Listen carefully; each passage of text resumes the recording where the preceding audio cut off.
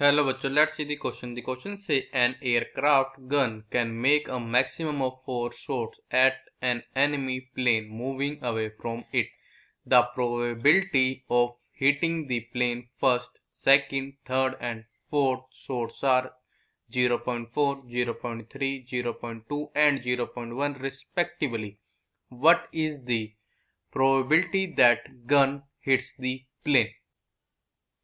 तो हमारे पास गिवन एक एयरक्राफ्ट गन है, वो क्या कर सकते हैं, मैक्सिमम 4 शॉट एनिमी के प्लेन पे फायर कर सकते जो कि उससे अवे मूव कर रहा है। अब हमारी प्रोबेबिलिटी है कि जो फर्स्ट शॉट है वो प्लेन को हिट करने पर है 0.4।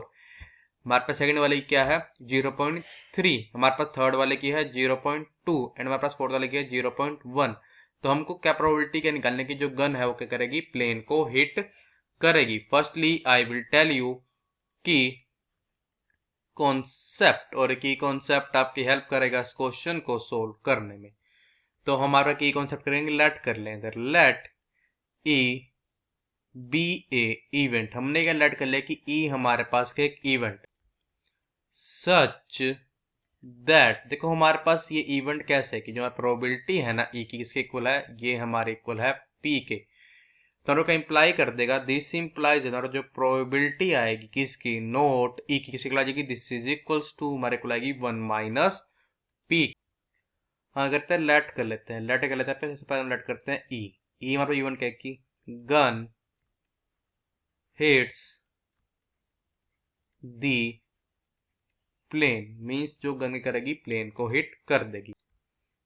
एंड और यहाँ पे क्या लेट कर लेते हैं हम कि H1, H2, H3, H4 be the events, ये क्या हमारे पास डिफरेंट डिफरेंट इवेंट्स है, of hitting the plane by first, second,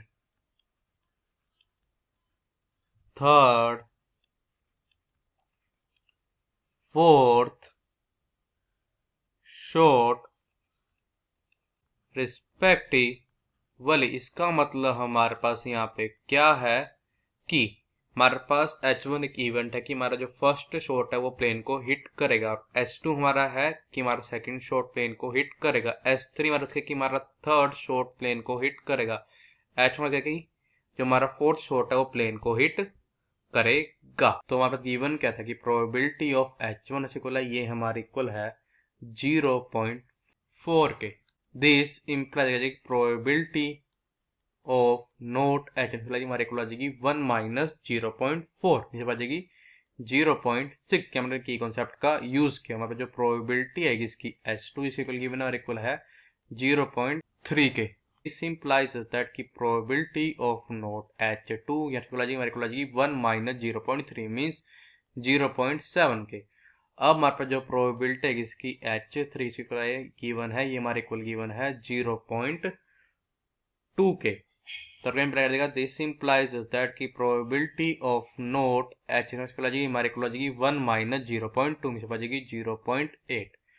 अब जो हमारे पास गिवन है कि प्रोबेबिलिटी ऑफ H4 कितनी गिवन है 0.1, तो दिस इंप्लाइज दैट की प्रोबेबिलिटी ऑफ नोट H4 से आ जाएगी, दिस इज इक्वल टू हमारे को आ जाएगी 0.9 के।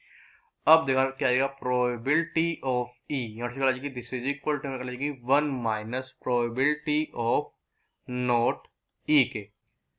दिस इज आ जाएगी हमारी, ये हमारे इक्वल आ जाएगी 1 minus probability of E note, means हमारे पास कोई भी हमारे पास इन चारों शॉट में से प्लेन को हिट नहीं कर पाएगा कि प्रोबेबिलिटी ऑफ H1 नोट, फिर हमारे पास मल्टीप्लाई में probability of H2 not into आ जाएगा probability of H3 not too आ जाएगा प्रोबेबिलिटी ऑफ H4 नोट।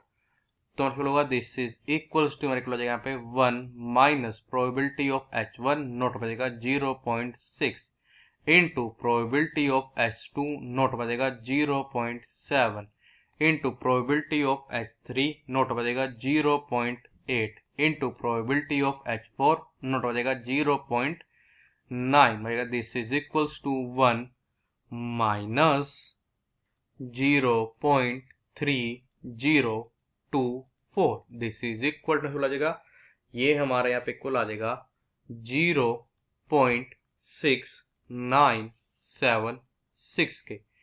तो हमारी प्रोबेबिलिटी ऑफ ई कितनी आ गई है 0.6976। तो बचेगा दिस इंप्लाइज दैट कि प्रोबेबिलिटी गन क्या करेगी, प्लेन को हिट, गन हिट्स दी प्लेन हमारे को लगेगी 0.6976 करो। तो हमको फाइंड करना था, हमने फाइंड कर दिया। So the final answer is probability of gun hits the plane is equals to 0.6976. I hope you understood it well. All the best. Thank you.